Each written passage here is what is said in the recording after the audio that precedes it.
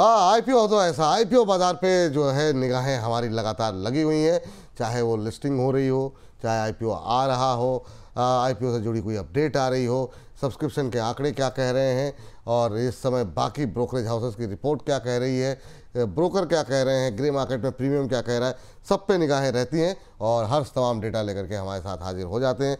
आज भी हाजिर हैं हर्ष। हर्ष, आज कितने आईपीओ डिस्कस करने जा रहे हैं हम? जी, 2 आईपीओ डिस्कस करने जा रहे हैं। सबसे पहले हम ओखला इंडिया की बात कर लेते हैं। यहाँ पर अगर हम लोग आईपीओ की बात करें यहाँ पर, और इसके जो बिजनेस मॉडल है वो भी हम लोग समझाएंगे यहाँ पर। लेकिन आप देखिए, वेडनेसडे को यानी कि कल से 29 अक्टूबर से खुलने जा रहा है आईपीओ। फ्राइडे अक्टूबर 31 को बंद होता हुआ दिखेगा। अलॉटमेंट की बात करें तो 3 नवंबर को अलॉटमेंट होगी। लिस्टिंग डेट जो है वो नवंबर 6 तारीख को होता हुआ थर्सडे को दिखेगा। अब आप अगर इसके बिजनेस मॉडल की बात करें तो कंपनी 1996 में इनकॉर्पोरेट हुई थी। आप इनके ब्रांड्स के बारे में, जो महिलाएं हैं घर की जो कुकिंग, यहाँ तक कि जो तमाम तरह के जो भी कुकिंग करते हैं उनको ज़रूर पता होगा। MTR फूड्स के नाम से काफ़ी फेमस प्रोडक्ट्स हैं इसके। ईस्टर्न कॉन्डिमेंट्स हो गए, रसोई मैजिक हो गया, ये तमाम नाम है। कंपनी जो है उनका जो कोर बिजनेस है वो केरला में, आंध्र प्रदेश में, तेलंगाना में है। यहाँ पर 42 कंट्रीज़ को ये एक्सपोर्ट करती है, जिसमें गल्फ कॉरपोरेशन के देश आते हैं यहाँ पे। इसके अंदर US, कनाडा तमाम नाम शामिल हैं। इसके अलावा आप ये समझिए कि कंपनी की अगर आप यहाँ पे देखें एवरेज एवरीडे की सेल्स अगर आप यहाँ पे देखें तो करीब करीब 23 लाख यूनिट देखने को मिलती है। तो ये काफ़ी बड़ा नंबर है। इसके अलावा लेकिन यहाँ पे कुछ रिस्क हैं, वो भी हम लोग जान लेते हैं यहाँ पे।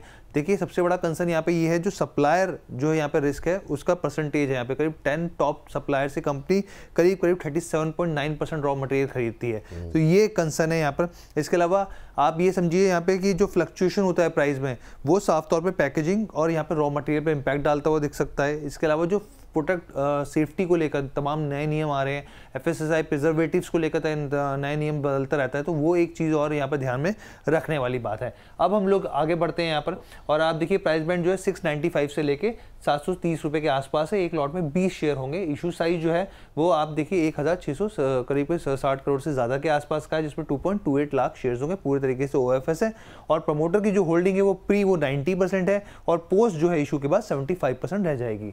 इसके अलावा अगर हम लोग उसके फाइनेंशियल्स को देखें तो आप देखिए टोटल इनकम जो है 2023 में 2201 करोड़ थी, वहाँ से ये बढ़ी। उसके बाद स्लाइटली से बढ़ोतरी यहाँ पर भी देखने को मिली। करीब करीब 2025 में देखिए 2455 करोड़ के आसपास आती हुई दिखी है। यहाँ पे 4-5% का जंप। प्रॉफिट आफ्टर टैक्स की बात करें तो यहाँ पर 339 करोड़ थी 2023 में, 2024 में 226 करोड़ हुई, 256 करोड़ यहाँ पे 2025 में होती दिखी। 13% का जंप यहाँ आता हुआ दिखा। एबिटा की बात करें तो एबिटा में स्लाइटली बढ़ोतरी हो रही है यहाँ पे। टोटल बोरोइंग की बात करें यहाँ पर तो 2023 में 35 करोड़ था, वहाँ से एकदम घटा, 2024 में 4 करोड़ आया, और अभी जो है डाटा हमारे पास जो Q1 का है FY26 का 2.33 करोड़ के आसपास का यहाँ पर देखने को मिल रहा है। अब अगर हम लोग ग्रे मार्केट प्रीमियम की बात करें, क्योंकि देखिए हम लोग कल भी कवर कर रहे थे, तो कल जो था वो 15-16% के आसपास था ग्रे मार्केट प्रीमियम, वहाँ से घट गया 95 रुपीज़ के आसपास आ गया, 13% के आसपास की, यानी कि जो 825 के भाव पर एक एस्टिमेट लिस्टिंग की संभावना जताई जा रही है। अभी भी 13% के आसपास ग्रे मार्केट में प्रीमियम देखने को मिल रहा है। आस्था मैम, क्या संभावनाएं लग रही हैं? क्या मतलब 12-13-15% के आसपास प्रीमियम मिल सकता है लिस्टिंग के दिन? और दूसरा, क्या वैल्यूएशन ऐसी है कि इस पे पैसे लगाए जाएं? आपकी टिप्पणी क्या रहेगी इस आईपीओ को लेकर के? जी बिल्कुल। देखिए, ओखला इंडिया की बात हम करें तो इनका जो प्रोडक्ट पोर्टफोलियो है, बेसिकली जो इनके ब्रांड्स थे MTR और ईस्टर्न, उसके नाम से ब्रांड्स थे, और ये पूरा फूड कंपनी है जिसमें कि कुछ लीडिंग स्पाइसेस भी आते हैं। तो ये एक मिक्स है। यहाँ पे मसाले का भी अगर काम है तो साथ में रेडी टू ईट फूड का भी इनका काम है। तो ये दोनों तरह के काम करते हैं। अब अगर मैं देखूं वैल्यूएशन तो यहाँ पे अनडाउटेडली विपुल जी अच्छे रखे हैं, लेकिन वैल्यूएशन जब सस्ते होते हैं तो वापस से थोड़ी खोज ज्यादा हो जाती है कि ऐसा क्यों किया गया। तो उसके पीछे का कारण है कि ग्रोथ जो है वो कहीं ना कहीं इतनी स्ट्रांग नहीं है। ये मैं बात करूं अगर 2024 से 2025 के बीच में, तो ग्रोथ इतनी स्ट्रांग नहीं है इस कंपनी की। तो वो एक हमें देखने वाला फैक्टर हो सकता है, और शायद इसी वजह से इन्होंने वैल्यूएशंस पे यहाँ पे एक कंफर्ट जोन दिया है। तो सिर्फ क्योंकि वैल्यूएशन पे यहाँ पे अच्छा कंफर्ट जोन आ रहा है, इसलिए हमारी सलाह तो सब्सक्राइब की है, लेकिन बहुत बड़ी लिस्टिंग गेन की उम्मीद ना करें। यहाँ पे लिमिटेड लिस्टिंग गेन की उम्मीद करें, क्योंकि ये कंपनी आगे जाके किस तरह से अपनी वैल्यू ग्रोथ को बढ़ाती है ये हमें देखना होगा।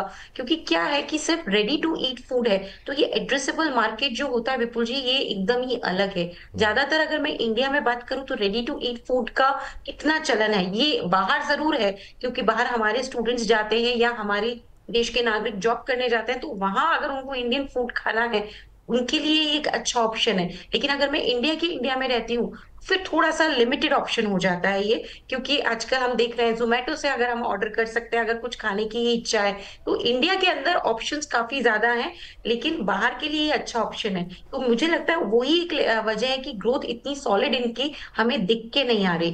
तो सिर्फ वैल्यूएशन अच्छे रखे हैं, उसी पैमाने पे सब्सक्राइब करने की सलाह दे रही हूँ, लेकिन लिमिटेड लिस्टिंग गेन की उम्मीद करते हुए यहाँ पे सब्सक्राइब करें। तो लिस्टिंग लेकर के गेन जो मिल रहा है वो लेके निकल जाएं, या फिर जो लोग होल्ड करना चाहें, आप लॉन्ग टर्म के लिए भी सजेशन दे रही हैं या सिर्फ लिस्टिंग गेन के लिए ही?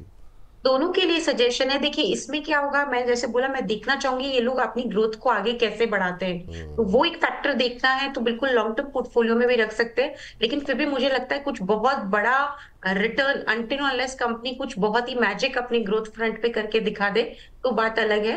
तो वो वाली चीज है, लेकिन फिर भी इसमें लिस्टिंग गेन के लिए भी लगाया जा सकता है और लंबी अवधि के लिए भी लगाया जा सकता है। ठीक। इस बीच हमारे दिलीप व्यास जी हैं, कह रहे हैं जाम कोडरमा राजकोट से, नमस्कार विपुल सर, आज बड़े दिनों बाद आस्था मैम जी पधारे हैं, आदर के साथ स्वागत है, जय जिनेंद्र साता माँ मैम। तो ये इन्होंने लिखा हुआ है। असगर अंसारी सब कह रहे हैं कि विपुल सर और मेरी फेवरेट एक्सपर्ट आस्था मैम को नमस्कार, मुझे जानकारी चाहिए वेदांता शेयर को 3 महीने के अंदर किस भाव पर बेचूं। तो ये वेदांता पे बात करना चाह रहे हैं, समय रहेगा तो सर बिल्कुल हम चाहेंगे कि आपका उत्तर मिल जाए, लेकिन पहले ज़रा ये आईपीओ पे हर्ष बाबू का जो अगला आईपीओ है उसके बारे में ज़रा सुन लीजिए, उसके बाद बात करते हैं इस पर। हर्ष बताइए जी। काफ़ी ज़्यादा चर्चा में लेंसकार्ट सॉल्यूशन की बात कर लेते हैं। और यहाँ पे हम लोग जानते हैं कि आईवीआर का कंपनी का बिजनेस है, यहाँ पे डिज़ाइनिंग करती है, मैन्युफैक्चरिंग करती है, ब्रांडिंग करती है, तमाम चीज़ें। 2008 में इनकॉर्पोरेट हुई थी ये कंपनी। और आप देखिए 31 अक्टूबर यानी कि इस हफ्ते के आखिरी में फ्राइडे को ये खुलता हुआ दिखेगा, नवंबर 4 को इसका बंद होता हुआ आईपीओ दिखेगा। अलॉटमेंट की बात करें तो थर्सडे नवंबर 6 के आसपास होगी, और लिस्टिंग डेट यहाँ पे अगले हफ्ते मंडे को होती हुई दिखेगी यहाँ पर। और अगर हम इसकी तमाम चीज़ों को देखें यहाँ पर, तो आप देखिए 2025 तक की अगर बात करें तो 105 नए कलेक्शंस जो हैं कंपनी ने जोड़े हैं यहाँ पर। अगर आप देखें टोटल ऑपरेटेड यहाँ पर जो अगर स्टोर्स की बात करें यहाँ पर, तो करीब 2723 स्टोर्स हैं, जिसमें से आप ये समझिए कि 656 जो है यहाँ पे ओवरसीज़ के आसपास है यहाँ पर। और आप ये देखिए कि कंपनी ना सिर्फ भारत में बल्कि इंटरनेशनल, थाईलैंड, जापान, तमाम देशों में यहाँ पर एक्सपोर्ट करती है कंपनी। अगर आप देखें इसके ऐप के तो करीब 100 मिलियन क्यूमुलेटिव डाउनलोड हो चुके हैं यहाँ पर। और अगर आप इसके थोड़े से, क्योंकि हम लोग प्रोज और कॉन्स बताते हैं, रिस्क भी बताते हैं, तो इसमें कुछ छोटे रिस्क है जो आपको ध्यान देने चाहिए यहाँ पे। देखिए कच्चे माल की जो लागत है यहाँ पर, कंपनी का कुल खर्च का 25% हिस्सा है, ये एक इंपॉर्टेंट चीज़ है यहाँ पर। और आप यहाँ पर देखिए कच्चे माल की सप्लाई का जो इम्पैक्ट है, साफ तौर पर अगर इसमें कुछ भी देरी होती है तो जाहिर सी बात है कि इम्पैक्ट यहाँ पे रिजल्ट्स पे देखने को मिलेगा यहाँ पे। एक चीज़ और है यहाँ पे, अभी हाल ही में जो खबर आई थी गुरुग्राम की तरफ से, यहाँ पे एनफोर्समेंट डायरेक्टरेट ने कंपनी को कुछ जानकारी और दस्तावेज मांगे हैं यहाँ पर। तो ये हमें लगा कि ये जानकारी साझा करनी चाहिए अपने दर्शकों के साथ यहाँ पे। तो ये चीज़ है। अब इसके हम लोग और दूसरी चीज़ें हम लोग बता देते हैं आपको। देखिए price band, issue price band की बात करें, 382 से लेकर 402 रुपये प्रति शेयर के भाव है। एक लॉट में 37 शेयर्स होंगे। लॉट इशू साइज की बात करें तो यहाँ पर आप देखिए 7000, अगर आप इशू साइज की बात करें तो 7278 करोड़ के आसपास का आईपीओ, जिसमें से फ्रेश इशू की जो हिस्सेदारी है वो 2150 करोड़ है, जबकि ऑफर फॉर सेल की जो हिस्सेदारी है वो 5128 करोड़ है। यानी कि ऑफर फॉर सेल के जो है जो पोर्शन है वो काफ़ी ज़्यादा बड़ा है यहाँ पर। अब इसके फाइनेंशियल्स को देख लेते हैं यहाँ पे। फाइनेंशियल्स क्या कहते हैं, आप देखिए 2023-24-25 की बात करें तो कमाई में आप देखिए 4000 करोड़ के आसपास थी, वहाँ से 5610 करोड़ हुई, फिर 7000 करोड़ के आसपास पहुँचती हुई दिखी है। प्रॉफिट आफ्टर टैक्स की बात करें यहाँ पर ध्यान दीजिए, पहले जो था कंपनी लॉस मेकिंग रही है, 2023 में 64 करोड़ के आसपास का लॉस था। उसके बाद ये लॉस कम होता हुआ दिखा, 10 करोड़ 15 लाख के आसपास आया। अब देखिए 2025 में एकदम बड़ा जंप देखने को मिल रहा है, करीब कोई 300 करोड़ का। तो ये चीज़ यहाँ पर ध्यान रखने वाली बात है। एबिटा की बात करें यहाँ पे, एबिटा में भी 2-fold 3-fold का जंप यहाँ पर देखने को मिलते हैं 2023 से 24 में। फिर 2025 में भी एक अच्छी खासी बढ़ोतरी यहाँ देखने को मिली है। बोरोइंग की बात करें 2023 में 917 करोड़ था, वहाँ से ये घटा 500 करोड़ हुआ। उसके बाद फिर यहाँ पे गिरावट देखने को मिली है। अब ग्रे मार्केट प्रीमियम क्या कर रहा है लेंसकार्ट का, आप देखिए 95 रुपीज़ प्रति शेयर के भाव, यानी कि 23.5% का यहाँ पर जो है ग्रे मार्केट प्रीमियम दिखा रहा है। 497 के भाव पर लिस्ट हो सकता है अगर मौजूदा स्थिति देखी जाए तो। चलिए, रिस्पॉन्स तो काफ़ी शानदार देखने को मिल रहा है और 3 लोग यहाँ पर हैं, हम तीनों, 3 में से आस्था मैम की आंखें तो सही हैं, हम दोनों की आंखों में चश्मा लगा हुआ है तो लेंसकार्ट की आवश्यकता पड़ेगी। तो मैंने लेंसकार्ट का स्पेक्स पहना हुआ। अरे वाह वाह वाह, फिर तो मतलब जो है फिर तो आईपीओ में आपका लगाना बनता है। बाकी आस्था मैम से, बाकी लोग जो है वो आस्था मैम की राय सुन करके लगाएंगे। लेकिन इस बीच निधि सिंह जी हैं और कह रही हैं सर वेलकम नहीं करोगे हमारा। ओह, प्राइम मेंबर बन गई निधि जी, बहुत बहुत स्वागत है, पूरा स्वागत है। स्वागत मतलब जो है welcome to the family. Nidhi ji बहुत शानदार, ये जो सलमान खान के अंदाज में आपने बोला है ना, स्वागत नहीं करोगे हमारा, बिल्कुल स्वागत करेंगे मैम।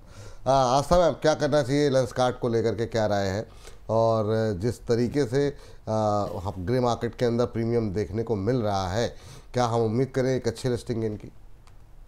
जी बिल्कुल। देखिए लेंसकार्ट की बात करें तो ये एक है ना वर्टिकली इंटीग्रेटेड रिटेलर है, जिसमें कि हम पूरा इनका सेंट्रलाइज सप्लाई चेन है और ये लीडिंग ऑर्गेनाइज्ड जो रिटेलर्स होते हैं उनमें इसका नाम आता है। और ये सिर्फ मैं इंडिया की बात नहीं कर रही, मैं आउट ऑफ इंडिया ग्लोबली भी बात कर रही हूँ। और जब ये कंपैरिजन किया गया तो ये देखा गया कि जहां पे भी ग्लोबल लेवल पे वो ऑर्गेनाइज प्लेयर जिनके 30 फिजिकल स्टोर से ज्यादा है, जिनकी आय कुछ बिलियन रुपीज से ज्यादा है, उनसे इसको कंपेयर किया गया। तो कंपनी का ब्रांड नेम बहुत स्ट्रांग है। और इंडिया में भी देखा जाए तो हमने काफी सारे देखे सुने हैं। इनफैक्ट विपुल जी, हमारी जनरेशन तो नहीं, लेकिन जो हमारे से ओल्डर जनरेशन है उन्होंने हमेशा अनऑर्गेनाइज्ड मार्केट से चश्मे लिए होंगे, ऐसा मेरा मानना है। तो ये जो लेंसकार्ट का मेन बिजनेस मॉडल है ये यंग जनरेशन को टारगेट करता है, जहां पे कि यंग क्राउड जो रहता है उसे अकॉर्डिंग टू फैशन अपने चश्मों को बदलना रहता है। तो यहाँ पे इनका कॉस्ट इफेक्टिवनेस काफी अच्छी लगती है, क्योंकि भिवाड़ी राजस्थान में इनकी मैन्युफैक्चरिंग फैसिलिटी है। मैंने बोला वर्टिकली इंटीग्रेटेड है तो सप्लाई चेन काफी स्ट्रांग है, तो ये इसको थोड़ा अलग खड़ा कर देती है as compare to other AI retailers जो कि स्पेक्स रिटेलर्स रहते हैं। और डेफिनेटली अगर आप यंग जनरेशन को टारगेट करते हैं तो वहां पे आपका टर्न अराउंड टाइम यानी कि ज्यादा रहता है। तो मुझे ऐसा लगता है कि ये एक अच्छा आईपीओ है, इसमें आप सब्सक्राइब करिए। बिल्कुल इन्होंने वैल्यूएशन पे हम मान सकते हैं कि एक्सपेंसिव वैल्यूएशन की है, लेकिन ब्रांड वैल्यू है और इंडिया में ही नहीं इंटरनेशनल लेवल का ब्रांड वैल्यू है। तो इन्होंने ब्रांड के ही यहाँ पे चार्ज किया है, तो वो एक वैल्यू को कहीं ना कहीं जस्टिफाई करता है कि वैल्यूएशन क्यों ज्यादा है। बट स्टिल मुझे लगता है इसमें लिस्टिंग गेन के लिए भी लगाइए और लंबी अवधि के लिए भी लगाइए, तो दोनों ही नजरिए से इस आईपीओ में सब्सक्राइब करने की सलाह हमारी तरफ से। चलिए, तो लिस्टिंग गेन के लिए भी लगा सकते हैं और यहाँ पर लॉन्ग टर्म का नज़रिया आपका है, कुछ समय के लिए छोड़ना चाह रहे हैं, बिल्कुल लंबी अवधि के लिए भी यहाँ पर लगा सकते हैं।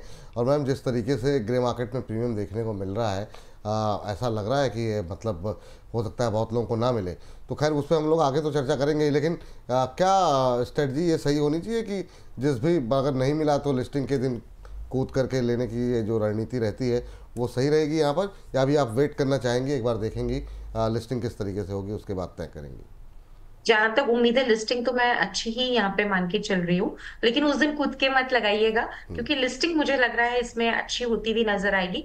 थोड़ा सा प्राइजेस को 1-2 दिन सेटल होने दीजिएगा और फिर इसमें निवेश करने की सलाह है। तो बिल्कुल ये आईपीओ, जो दोनों आईपीओ हमने डिस्कस किए हैं उसमें से टॉप नंबर पे आप लेंसकार्ट का आईपीओ रख सकते हैं, दूसरे नंबर पे ओरकला इंडिया का आईपीओ रख सकते हैं। ठीक मैम, हमारी एक दर्शक है वो कह रही है कि टाटा कैपिटल का, चूँकि हालांकि आपका समय हो गया है, जाते जाते बताइए टाटा कैपिटल का आईपीओ लिया था पर कुछ ग्रोथ नहीं दिखाई दे रही है, जिनके पास भी है उन लोगों को क्या सलाह देंगे आप जिन्होंने आईपीओ से अब तक होल्ड कर रहे हैं? बिल्कुल, आप ही के शो पे विपुल जी मैंने इसके लिए साफ बोला था कि सिर्फ लंबी अवधि का नजरिया हो तो लगाना, नहीं तो नहीं लगाइए। और कि वही मुझे लिस्टिंग गेन पे इतना कंफर्ट नहीं आ रहा था और उतना हुआ भी नहीं मैम इसको, लेकिन आप लॉन्ग टर्म रख लीजिए, कोई दिक्कत नहीं है। Over the period of time में भी कुछ महीने लगे बट ये रिटर्न आपको दे जाएगा, क्योंकि टाटा का ब्रांड वैल्यू है और आगे जाते हुए मुझे लगता है इनकी जो ग्रोथ स्ट्रैटेजीज है वो इन्हें काफी ज्यादा अच्छा स्ट्रॉन्ग फाइनेंशियली प्लेस करने वाली हैं। तो लंबी अवधि के लिए इसको रख लीजिए, मेरे को नहीं लगता इसमें एग्जिट करना चाहिए लॉस में, होल्ड करने की सलाह है। होल्ड करने की सलाह। चलिए, जी ये बात रही।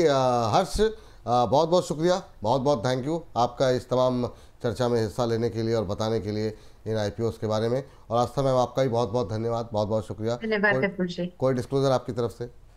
जो भी स्टॉक्स हमने डिस्कस किए मेरी कोई पर्सनल होल्डिंग में नहीं है, बट हो सकता है कि हमारे क्लाइंट्स को या फिर जो पीएमएस हम चलाते हैं हेम पीएमएस के नाम से, उनके होल्डिंग में कोई भी इनमें से स्टॉक हो। धन्यवाद विपुल जी और हर्ष जी मुझे बुलाने के लिए। थैंक यू मैम, बहुत बहुत धन्यवाद। और आप लोग कहीं पर भी जाइएगा नहीं, क्योंकि आप लोगों के सवालों के जवाब अभी आगे भी चलते रहेंगे। अभी फिलहाल के लिए इस सेगमेंट में इतना ही।